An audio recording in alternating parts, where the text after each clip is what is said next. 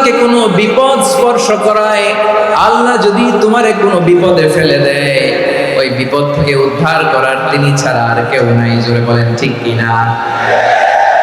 তিনি যদি কোনো বিপদে ফেলেন, তিনি ছাড়া বিপদ থেকে উদ্ধার করার কেউ নাই। আর তিনি যদি তোমার প্রতি কোনো অনুগ্রহ করতে চান, ওই অনুগ্রহ ঠেকিয়ে দেওয়ার ক্ষমতাও কারো নাই। আল্লাহ যদি আপনার সফলতা দিতে চায়, পৃথিবীর কোন শক্তি ওই সফলতাকে থামাতে পারে? এজন্য আল্লাহ বললেন, খবরদার, চিন্তা রাখিদা খালিস করে নাও। ওয়া ইয়ামসাসকাল্লাহু বিদুররিন ফালা কাশিফা লাহু ইল্লা হু। আল্লাহ বিপদে ফেললে বিপদ থেকে উদ্ধার করার কেউ থাকে না। আর আল্লাহ যদি তোমার প্রতি দয়া দেখাতে চান, অনুগ্রহ করতে চান, ওই অনুগ্রহকে প্রতিরোধ করার মতো ক্ষমতা কারো নাই। তিনি তার বান্দাদের মধ্য থেকে যাকে ইচ্ছা তাকে দেন, যত ইচ্ছা তত দেন। তিনি ক্ষমাশীল, তিনি মেহেরবান। সুবহানাল্লাহ। তিনি ক্ষমাশীল, তিনি মেহেরবান। তাহলে এই আয়াত থেকে আমরা বুঝতে পারলাম, আমরা যদি বিপদে পড়ি আমাদেরকে কেউ বাঁচাতে পারে না। আমার বাবা আমারে বাঁচাতে পারে, আমার মা আমাকে বাঁচাতে পারে, আমার বন্ধু আমারে বাঁচাতে পারে, আমার দলের কর্মী আমাকে বাঁচাতে পারে, আমার পীর সাহেব আমারে বাঁচাতে পারে। আমার পটুয়াখালীর ভাইয়েরা খেয়াল রাখবেন, বাঁচাতে পারে এক মহান সত্তা, উদ্ধার করতে পারে এক মহান সত্তা। চিৎকার করে বলুন, তিনি কে?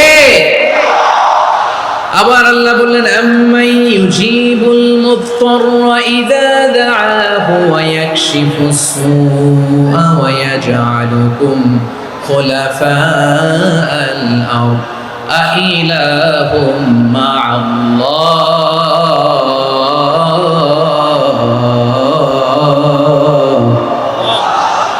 ক্বালিলাম মা তাযাক্কারুন। রব্বুল আলামিন বলেন, বিপদে পড়ে কাতর কণ্ঠে চিন্তাগ্রস্ত হয়ে যখন কেউ ফরিয়াদি হয়ে আল্লাহর ডাকে হাত তোলে, তখন এই ব্যক্তির ডাকে সাড়া দেয় কে?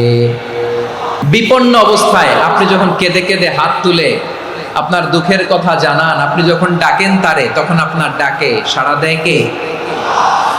আল্লাহ বলে, আমি সাড়া দেই। তোমাদের বিপদকে মুক্ত করে দেয় কে? ওই আল্লাহর সাথে কোন উপাস্য আছে নাকি? কিন্তু খুব অল্প সংখ্যক লোকই তোমরা উপদেশ গ্রহণ করো। কথাটা কার? তাহলে বিপন্ন মানবতা যখন কাঁদে, মানুষ যখন বিপদে পড়ে নিরুপায় হয়ে ফরিয়াদ করে, তার ডাক শোনার কেউ নাই একজন ছাড়া। চিল্লায় বলেন তো, তিনি কে?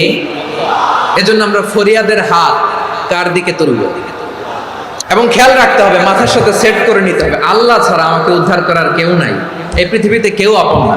প্রিয় ভাই, বিপদে বললে বোঝা যায় কেউ আপন না।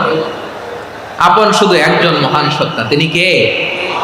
বিপদে আপদে কেউ আমাদের বাঁচাতে পারে না, তরাতে পারে না, মুক্তি দিতে পারে না, উদ্ধার করতে পারে না, একমাত্র আমার প্রভু ছাড়া, আল্লাহ ছাড়া। চিল্লায় বলেন ঠিক কিনা? মাথার সাথে এটা সেট করে নিতে হবে যে আমাদের পুরো জীবনটাই পরীক্ষা। The life is a test. পুরো জীবনটাই পরীক্ষা। এই জীবনে বিপদ আসবে, আপদ আসবে, পরীক্ষা আসবে, সবার জীবনে এটা থাকে। এক একজনের পরীক্ষা এক এক রকম। আমার পরীক্ষা একরকম, মাসুদ ভাইয়ের পরীক্ষা একরকম, চৌধুরী সাহেবের পরীক্ষা একরকম, আপনার পরীক্ষা একরকম, ওনার পরীক্ষা আবার আরেক রকম। পুরো পৃথিবীটাই পরীক্ষা ক্ষেত্র, সবাই পরীক্ষা দিচ্ছি, কিন্তু কারো পরীক্ষা প্রশ্নের সাথে কারোটার মিল নাই। সুবহানাল্লাহ পড়বেন না? পুরোটাই পরীক্ষা ক্ষেত্র, সবাই পরীক্ষার্থী, কিন্তু প্রশ্নপত্র একটার সাথে আরেকটা মিলে না। ওয়ান ডাজন্ট ম্যাচ দ্য আদার।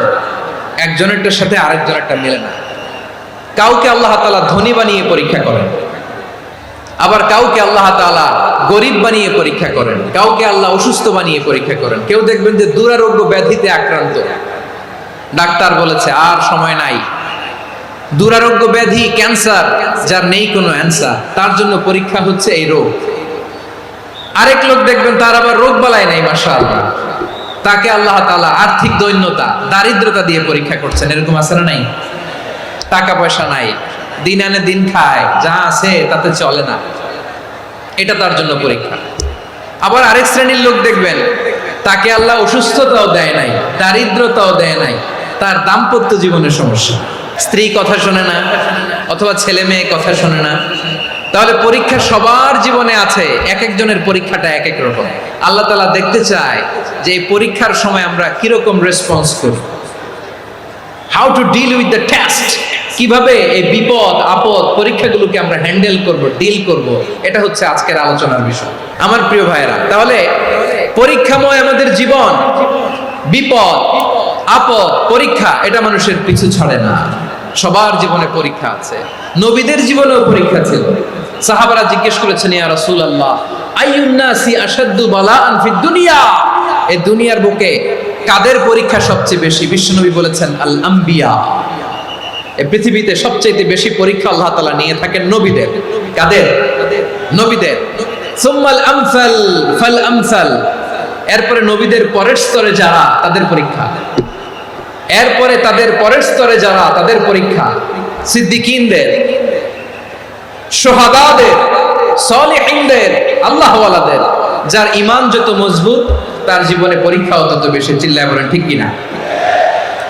তাহলে মুমিনরা, বিশ্বাসীরা, আমরা কি পরীক্ষা বিপদ আপদে ভয় পাই?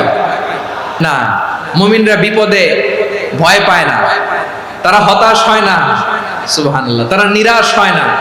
বিশ্বাসীরা হাল ছেড়ে দেয় না, তারা ভরসা রাখে একজনের উপর। চিল্লায় বলতে হবে তিনি কে? কারণ মুমিন জানে the grief isn't permanent, the test isn't permanent, the struggle in our life isn't permanent. আমাদের জীবনের দুঃখ, কষ্ট, স্ট্রাগল এগুলো পার্মানেন্ট নয়।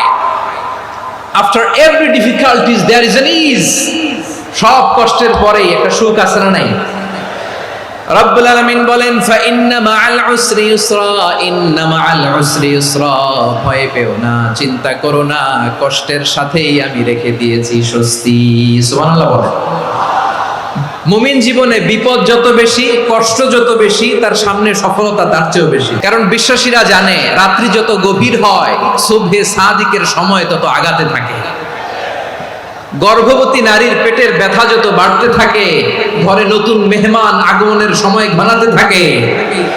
মুমিনদের উপর বিপদ, অত্যাচার, আপদ, পরীক্ষা যত বাড়তে থাকে, কালেমার পতাকা উড্ডয়নের সময় কাছে আসতে থাকে।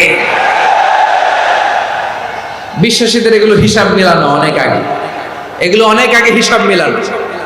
দুঃখের আধার শেষে সুখের আলো মিটি মিটি হাসে। চিল্লায় বলেন ঠিক কিনা?